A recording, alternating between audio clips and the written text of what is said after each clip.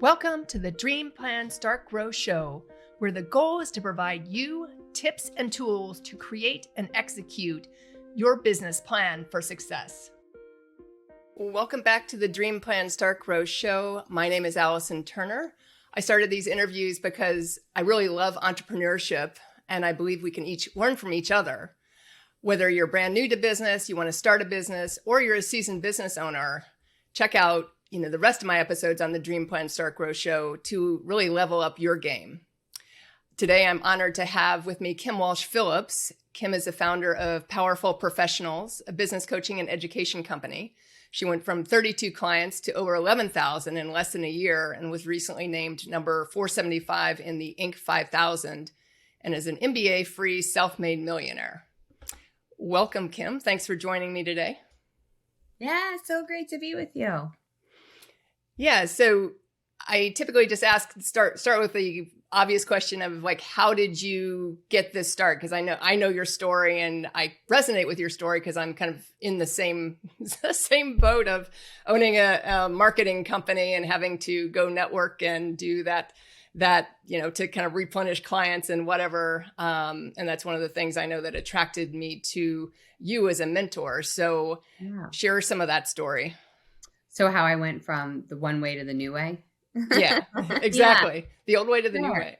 Well, it actually started, it's super interesting because I've been very introspective lately. I think with the book, The Shift coming out about where the shifts in my life come from and where do I want to go next? So I'm always thinking about that. It's not like when we get to that place where just sitting still, we're like, okay, I'm done. But back in the day, my only exposure to the marketing and communications world really came from school, right? As it would have. So I thought I wanted to become an English teacher and then also lead the theater program at the school. I thought that's what I was going to do. And I went into all those classes and I hated the education part of it. I was bored out of my mind in the classroom, but I loved the communications. And I actually had a great advisor who said, I was telling him and he's like, you can actually change your major. I'm like, what? There's all these times where we're not happy where we're at, but we're settling because we don't even know we could do something different, right? And so I remember in that moment, I had a decision to make. I was either going to stay comfortable in my major and graduate on time, or I was going to get uncomfortable and go into something that actually could bring me a lot more joy and not be able to graduate with my class. And I was actually getting married that summer. So now I was going to be finishing college, married, felt like so not what the norms were, but I did it. And I ended up going into one semester more, went into PR, started in that space. Eventually my PR firm turned into a marketing company. And same thing. All I knew about that was you get clients, you do work for the clients, and then you get another client, do work for the clients. That's all I knew. But I knew that I hated it. I knew that I hated the lack of impact I could make because I was so tied down to the needs of all these individual accounts. And also it was hard to scale my team and I wasn't present for my kids. And it was really for me a moment of I need something better. But I don't know what that is. I need something different. It wasn't even better. I no matter what I tried to make my company better, which I did all the time, it was never what I wanted. And it just so happened I had this one moment with my daughters when I'm putting them to bed that I just call out to God and say, can you freeze time for a second? Because I didn't want to miss them growing up. And I heard a voice back that said, I don't need to freeze time, Kim. You need to be more present. And I was like, oh, snap. And I had been listening to, I don't know if you ever listened to Russell Brunson's book, Expert Secrets. I have not. Okay. So I just so happened, it's not just so happened, I believe in divine timing, was listening to that book the morning after on my run that I heard that voice. And in that story, Russell shares that to change things in his business, he created a webinar and he just kept doing that one webinar over and over and over again. And I was like, that's my answer. And I literally sprinted home, got on with my team, and I said, we're going to create a webinar that solves this problem of me having to go out networking constantly and having me it's only making money from accounts. I created that webinar. We started to get clients in it. I got course sales in it. I automated it. And it was so good that 3 different companies asked to buy my firm. And I was able to exit within 90 days of that epiphany night with my girls and start my new business. And my goal in that new company was just to show other business owners what I had done to solve that conundrum of, how do I get myself out of this hot mess? I can't fire myself, but I want to. And that's what we do. Yeah. And you make it sound so easy. And when I know it's not that easy, but No. but you make it sound so easy, which, as I said, was probably one of the things that attracted me to you as a mentor. Because the funny thing, and I've never shared this with you, but is that I've always been attracted to male mentors every single time. Like, I've never, ever found a female that I've resonated with ever. Like, and it's been interesting. I don't know what the reasoning is behind it. Maybe it's I'm too like testosterone driven. I don't know. I mean, that's my tribe though. As you know, I have men and women in my tribe. Right. And the women I tend to attract tend to also typically go towards male leaders. So I tend to get people in my world who previously had only had a male mentor. It's cool though. It's like what I love about our tribe is it's men and women, all different races, geographic locations, all different sexual orientations and religions. And we all come together with a desire to make more impact, more income, but also get our lives back. Yeah, no, absolutely. So obviously one thing you just said in there was you talked to your team because you had a team working for you about creating the webinar, and your team helped you create the webinar and implement the webinar. Not create the webinar, but instead to support me in this vision. Okay. So like, clear my Wednesdays every day, Wednesday at 2. And let's look at what the marketing is going to be to fill it. Definitely the webinar came from me being super ninja going. I dissected 12 gurus webinars, took bits and pieces from each, put them in my first webinar. And every time in the 119 times, I would test one more thing until I got that winning webinar formula. Wow. Yeah. So you were just really deliberate, really focused, really driven, and kind of getting to that next level. Yeah, and the new business. Mm-hmm. Exactly. To a place that when I sold my agency, a majority of the money I got from selling my firm went to buy media to fill up my webinar. So what were some of the challenges? So when you made that switch kind of from the one mode of digital marketing to the webinar, and kind of going from, small clients to tons of clients, what were some of the challenges in doing that? I had a belief that I needed to step into, that I was worthy of having a tribe, that I was worthy of being a coach of all these people. I definitely had to get past imposter syndrome, as so many of us do. I was also so used to being hands-on on all the things. And one of my desires in the new business was to only work in my zones of genius and allow all of my team to do the same. And so I had to have accountability in that. Also, we had spent a very long time, Allison, like focusing on putting a Band-Aid on a wound. Like we're bleeding here, let's solve this problem. And what I really wanted to do was shift into more strategic thinking. Like, what do I want a year from now? What do I need to do today for my year from now goal, instead of always focusing on what do I need to do today for today? And that's still something I struggle with. And I don't know when the point is that I'll pivot completely away from that. But we've done it more and more all the time. But it still, as a small business, you always are having to deal with the problems you have right now while looking at the problems of the future. One of the ways I solved this was I came up with this time of day, which for me is early morning, before anybody gets up in my house or the day starts, that I am working on the things that are my strategic things. And I am working on them every single day. They're always getting my best use of energy, because that's my most creative, most productive, most talented time is early in the morning. And then when the day starts, I'll start dealing with the stuff that is on fire or needs to get done that day. Okay.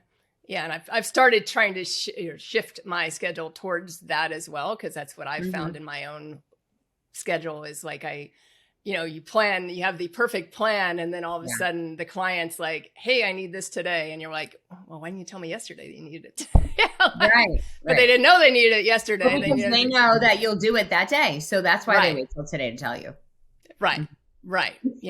So I've learned to put some boundaries in place with the clients, barring your website's down for some reason, obviously that's an emergency, changing one little word on a website is not an emergency. Right. So, so what have been some of your greatest successes going this path?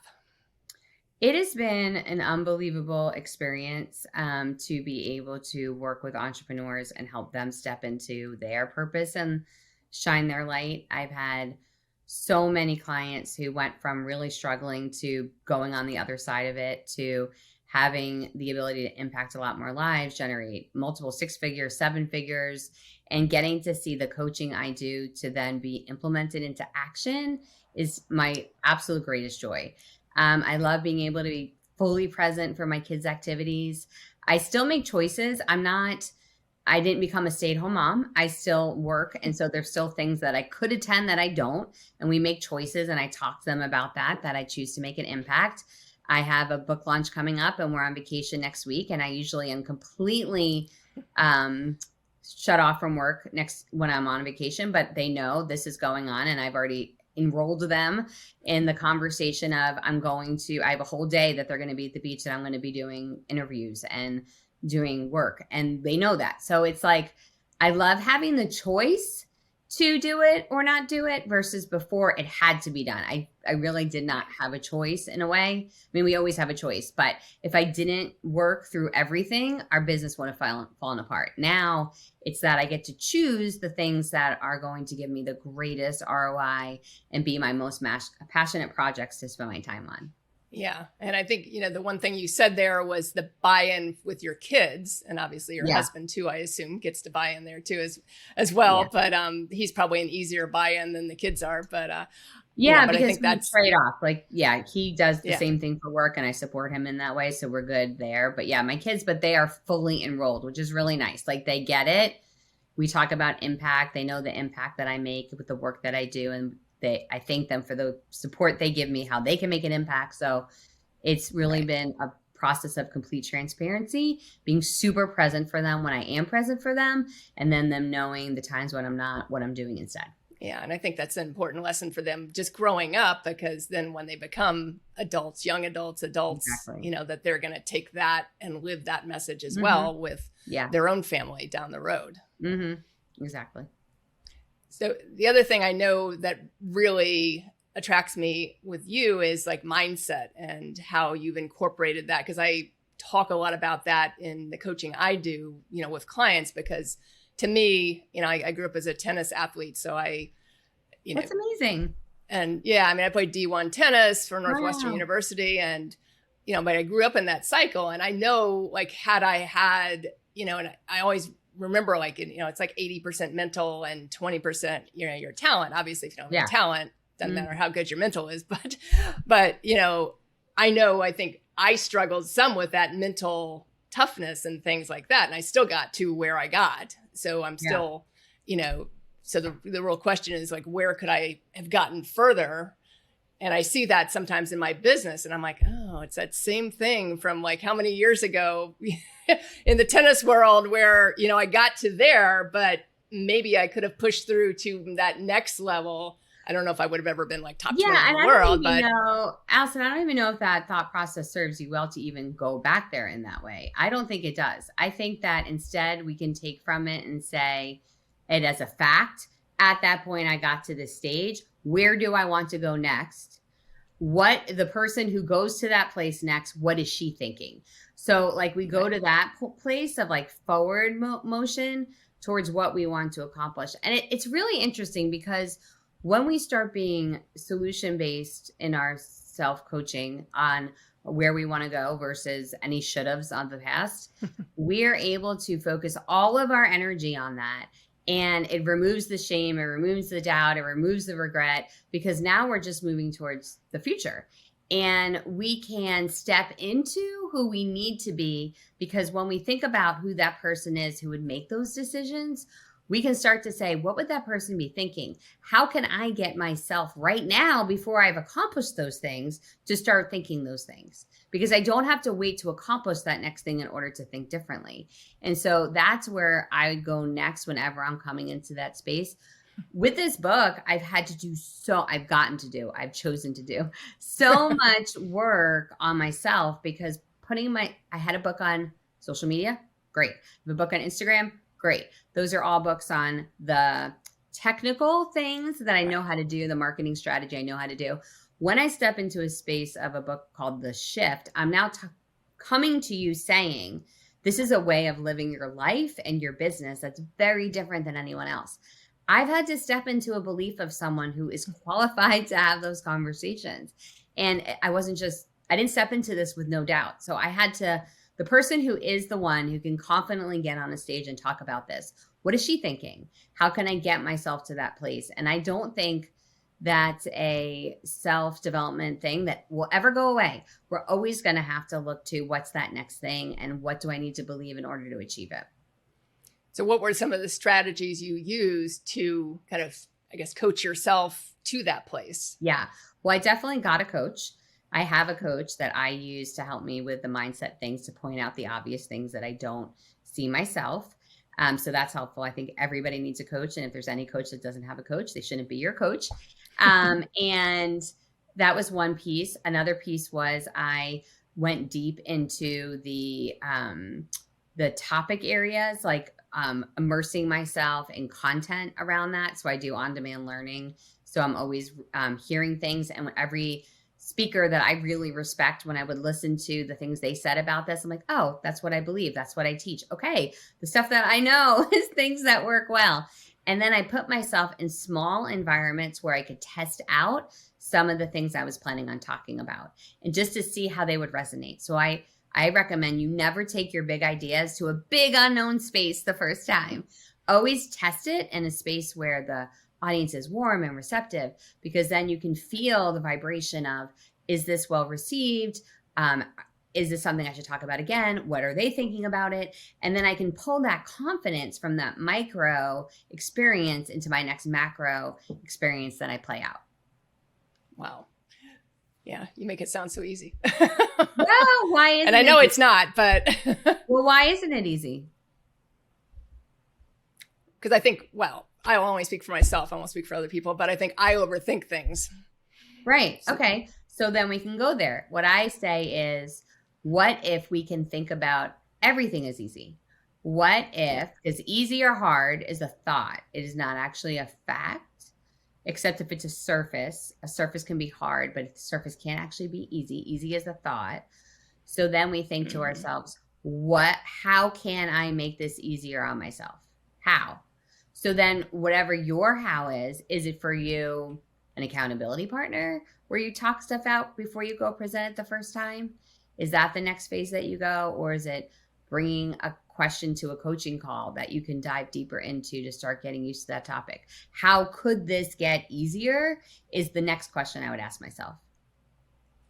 Okay. Well, that makes sense. Mm-hmm. Totally makes sense. So talking a little bit about your previous books before we go into the book that's launching in April, I know you co-wrote those books, right? You co-authored both of those books. No PS one I did. The other one's just me. Yeah, just you. And how did that help you become more the expert in your field and kind of grow your business? My first book, my No BS Guide to Direct Response Social Media Marketing, was my first time writing a published book ever. And I work with a writing coach that I have worked with on all my books, and she's amazing. And so I call her my book whisperer because she will help me with developing concepts that maybe aren't clear. And she made me a better writer for sure, because I write emails every day. I write blogs all the time. A book is so different because it needs to be fluid, not just quick thoughts, but storyline that goes throughout the entire book. So she definitely helped. And then that book was edited by my publisher, who gave me pages and pages and pages of edits.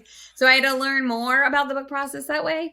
It was an on display way of learning. And then the second time I wrote the No BS book, it's funny because I went back and had to read the first to change it. Thought, wow, this is not very good. I did not think I did a great job on that first time, but it was just because I have a new lens. Like my book writing has become so much better. So this year I actually have 2 books coming out.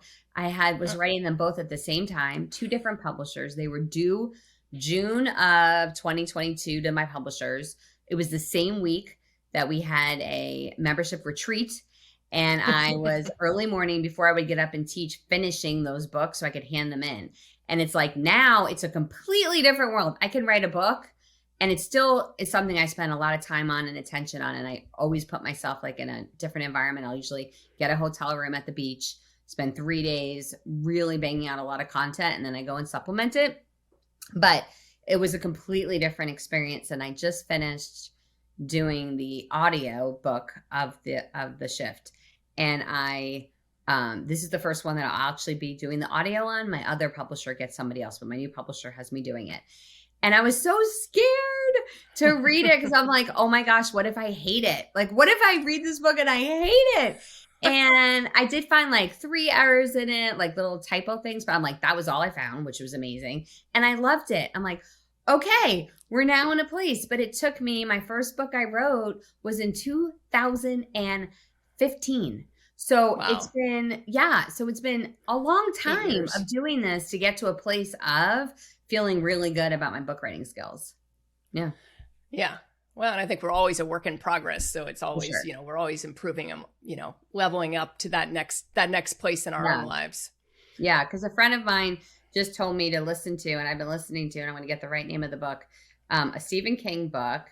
And it is, let me see, Audible, because this is a good one for anyone who's into writing.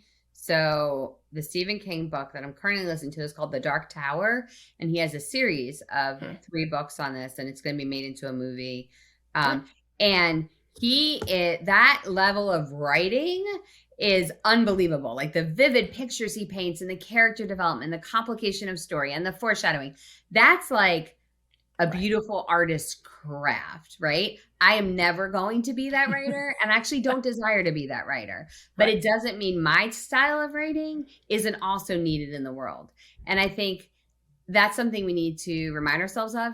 You don't need to be the ultimate on any topic. If you know one step more than the people who are waiting to learn from you, then you need to start teaching them because they're waiting to learn from you. Yeah. So with the book, the shift that's coming out April 11th, what's your ultimate goal with this book? The ultimate goal with this book, because I'll say the full title, Scale Your Business and Multiply Your Wealth Without Sacrificing You. And that's the whole concept of this, is to show entrepreneurs and small business owners that there is a different way to multiply your impact and income that doesn't require you to sacrifice the rest of your life. And most of them don't do better because they don't know better. And now they will. Right. And I don't hold anything back. Allison, I even put every one of our winning webinar slides in there and the script in there. Awesome. And there's chapter 6 is over 100 marketing strategies to generate more leads. I give every single step you need, plus exercises to get it done, plus case studies so you see application. So it really is, I talk about it being a playbook, a workbook, and a storybook all in one. Wow. So it's basically your program in book form. In a book. Yeah. With some really funny stories in between. Yeah. Oh, that's awesome.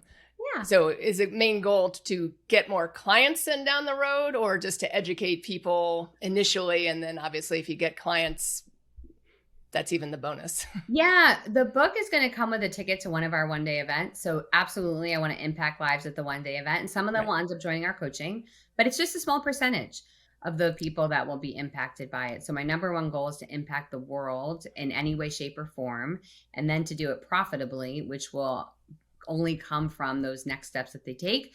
But the way that we do business is great, because even if only 30% of people who come to my event, and that only represents 10% of anyone who reads the book, or 1% of anyone who reads the book, I can still have a profitable business impacting many lives. And that's why I love what we do, because we can do that very thing. We can impact a lot of lives and multiply our income at the same time. Yeah, it's great. Yeah. And this is the first of the 2 books then that's coming out? Yeah, so my other book is an updated version of The Ultimate Guide to Instagram for Business. It's 80% new because Instagram has changed a whole heck of a lot since 2016 when my first version of that book came out. So, and at that time when I started writing that book, I only had 352 Instagram followers, and now I have over 21,000. So it's a much different learning that I know now, and how we leverage our Instagram account to grow your business. So yeah, that book comes out in August. Wow. Yeah. Yeah. And it changes. I mean, Instagram changes. I mean, even from last year to this year, it's changed So much. you So know. much. Yeah. So, yeah.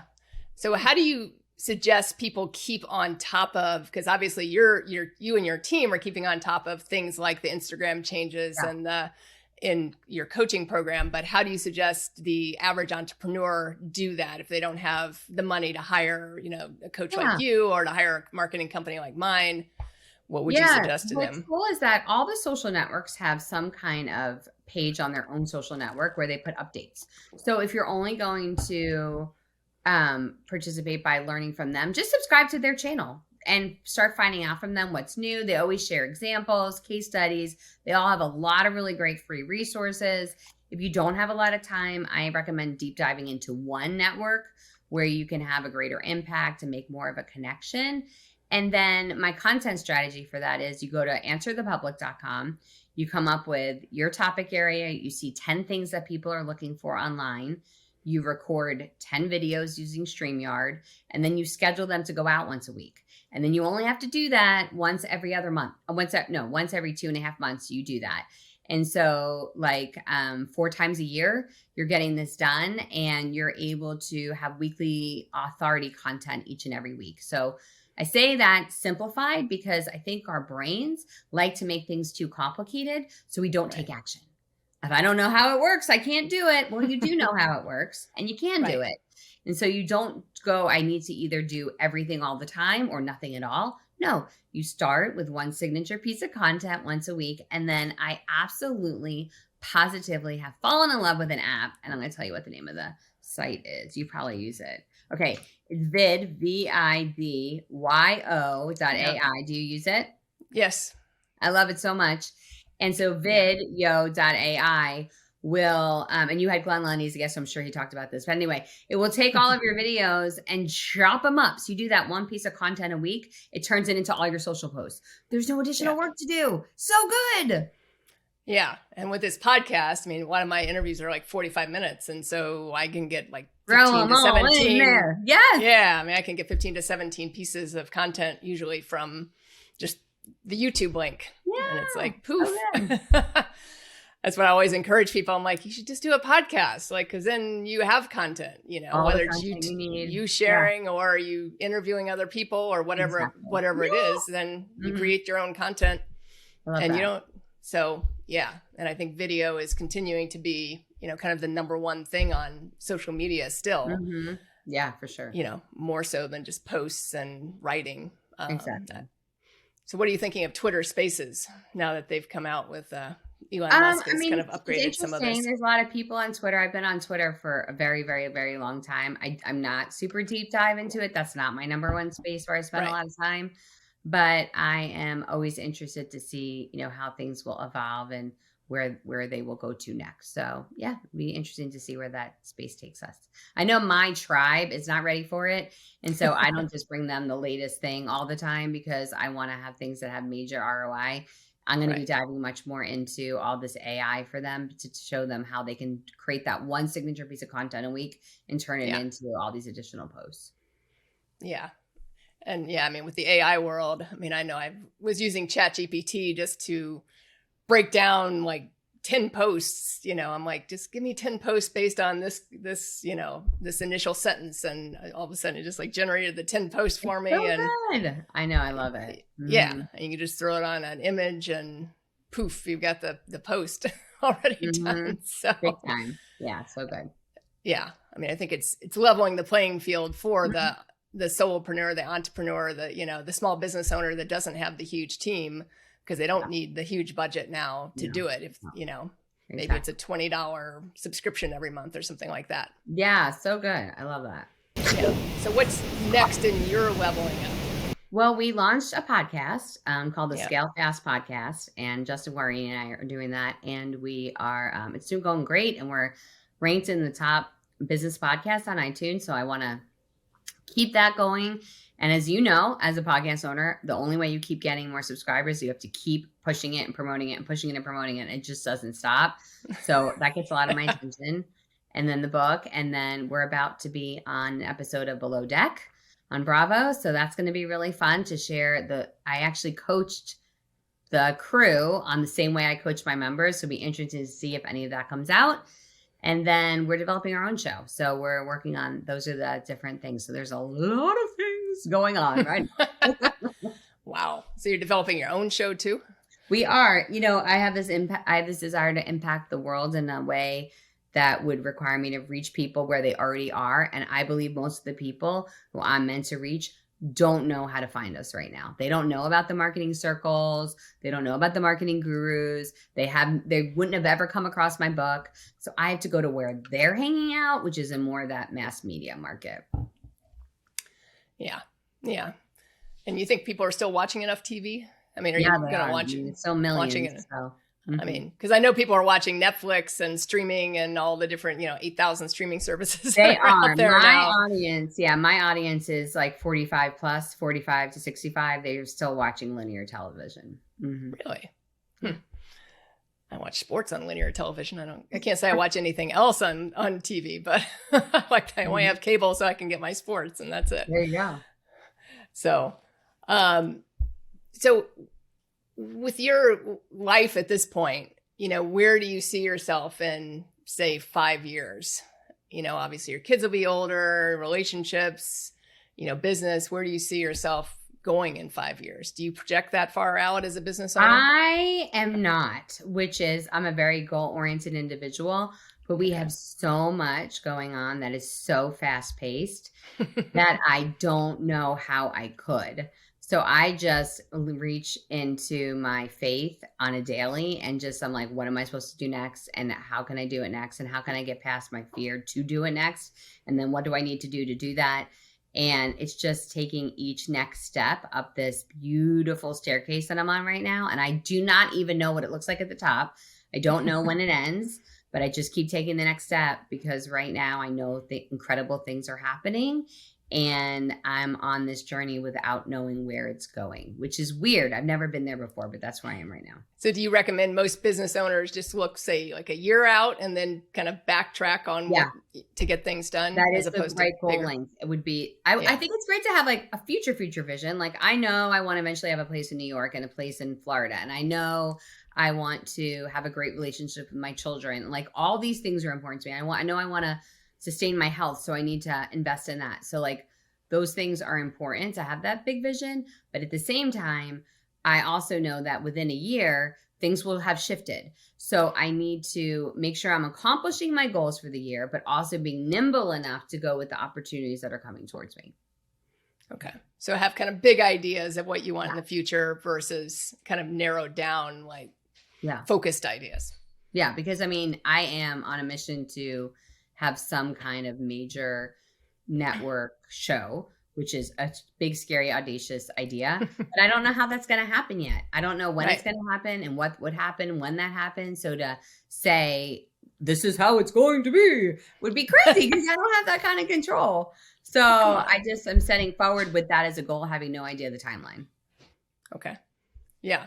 No, I think that makes sense. I mean, having kind of the bigger picture. I mean, I always talk to clients about having that bigger vision and what that looks like, from a spiritual standpoint and, personal standpoint and business standpoint, but then figuring out what that 1 year goal is to, and then figure out how you backtrack into that. Yeah, exactly. For sure.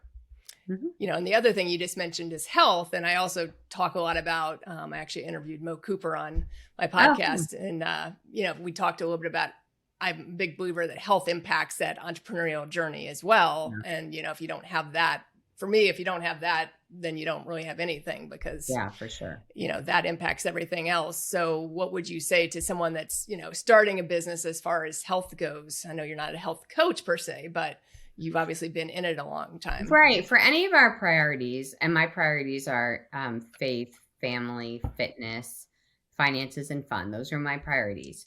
They are scheduled. I cannot give them attention they deserve if I don't make time for each one of them. And it won't just happen that I have time. They need to get put into my schedule. So I work out every single morning, no matter what else is going on in my day. And if I am starting the day at 4, it's still going to happen because it's important to me to make it a non-negotiable in my life. And it might just be a 20-minute run. It might not be a long workout, but I'm going to have time in my morning that I put into my schedule every single day. And so I think entrepreneurs, small business owners, we can sometimes let some other goals and priorities we have fall to the wayside, and we can excuse it away because I got to go do this thing, but it's always a choice. And I know I do better work, and I'm a better mom, and a better boss, and a better friend when I get out in the morning every morning with my pup and do a runner and or walk every day. So that's a non-negotiable. And then even the fun, I schedule it. I have a lot of fun. I do a lot of fun things all the time with guilt-free. I don't feel like I should be doing something else. I don't shit on myself. I know fun is one of my priorities in life, and I want to have a good time. So that is also brought into it. And sometimes I can combine things. Sometimes it could be something fun with the kids that's also getting fitness in. Like I love amusement parks with them because we're having a great time, and I'm also getting a lot of steps in the day. So for me, getting those pieces together is ideal, right? When we can build all those different pieces and parts, I love it. And on days that I fly, I know I'm going to get a lot more steps in because, going through the airport. So I'll combine things that I am already doing. How can I help accomplish another one of my goals at the same time? Okay. Yeah, no, that makes total sense. And I think, you bring up a great point of the fun piece, because I know for me, that's one of those things I don't always schedule. Yeah. And, and I did it a couple weekends ago. I went to the Renaissance Fest. I'm down in Florida. Fun. So went to the Renaissance Fest, but I had scheduled it because I was like, okay, it always sneaks up on me when it is in Florida, and it's for 8 weekends. And then all of a sudden, halfway through, I'm like, crap, I can't go. So I scheduled it when I saw it. And then I ended up going on my own because my fiance, my partner, he had some knee problems, and just doing all the walking, he just was concerned with all the walking. I'm like, I'm going to go regardless. So, because I can have fun on my own. So did you have a good time? I had a great time, and it was funny. Like that's the first time I've actually detached from kind of everything for a really long time. But I realized, I'm like, okay, you really have to schedule more. So what you were just saying about scheduling fun, because I think as business owners, a lot of times we key in on, we need the fitness, because usually most people I know are like into the fitness. They're into the family, they're into doing all that, and then they forget the fun piece. Yeah. Well, in our community, you do a power pose when you accomplish a big goal. You should post about that. That's a big win. That you actually scheduled fun and you detached and you went and did it. I love that, because you had many reasons why you could have made an excuse not to, but you didn't. It easily worked. Yeah. Because I will often work on a Saturday. So yes, I could definitely have done that. That's awesome. Especially when he pulled and said he wasn't going to go. I'm like, oh. But but no, I had a great time, and I actually ended up staying there probably longer than I would have stayed with him, because he would have gotten bored after, a few hours. And I think I stayed pretty much the whole day, got there early, stayed for like 6 hours, 7 hours or whatever, ate what I wanted. So yeah, it was a great time. But so as we start to wrap up our time together, the one question I always ask everyone on my show is, if you had one tip to give someone that wanted to start a business, that maybe helped you along the way, helped you accelerate your business, what would that one tip be? The first thing you want to look at is how you could create enough value that people would be willing to give you their email address for it. So before you start selling, start list building. And this can be incredibly simple. You're just going to give a few tips. You can go to that great resource I already mentioned, answerthepublic.com, create one PDF or one quick video, and just share it with your social network, with your friends, with your family. Say, I'm starting, I know that I want to work with whatever the niche is, and I'm starting to grow a list. So I just put this together, this free gift. If this is something you're interested in, send me your email address. And that's like it. Just start list building. The bigger your list can be, the easier everything else would be. And anyone who has a business will always tell you the one thing they wish they would have done is grown a bigger list before. So start it now as you're starting your business. No, I think that's a fabulous point. I mean, and funny, like of all the people I've interviewed, I think you're like number 48 or something like that. And like no one's mentioned that. Yeah, list building. So yeah, because I think I'm in that same particular boat, and I do marketing for a living. So, but I never really built my own stuff. Right. So normal. Yeah. Yeah, exactly. It is normal. But, and then if anyone wanted to get in touch with you or buy your book when it comes out on April 11th, what's the best way to do that? Yeah. So the book, my contact information, everything, you can find it at theshiftbookbonus.com. That's theshiftbookbonus.com. But my contact information there, you can get the book and you get over $3,000 worth of bonuses. Wow. That's even a better deal. Yeah. Awesome. So thank you very much for joining me today. Thanks so much for having me, Allison. I love getting to work with you, and it was an absolute honor to be on your show. And thank you everyone for listening to the Dream Plan Start Grow show and watching. I love, as I mentioned, I love working with new business owners or those who want to start a business. So if you do have any questions, you can go to dreamplanstartgrow.com and sign up for my complimentary consultation. And I would love to help you in any way I can. But wishing everyone the great rest of their day, and I will see you on the next episode. Thanks for tuning in to the Dream Plan Start Grow podcast with Allison Turner. If you like what you heard, make sure to subscribe and leave a review. Join the Dream Plan Start Grow community by following us on Facebook or Instagram at Dream Plan Start Grow. See you in the next episode.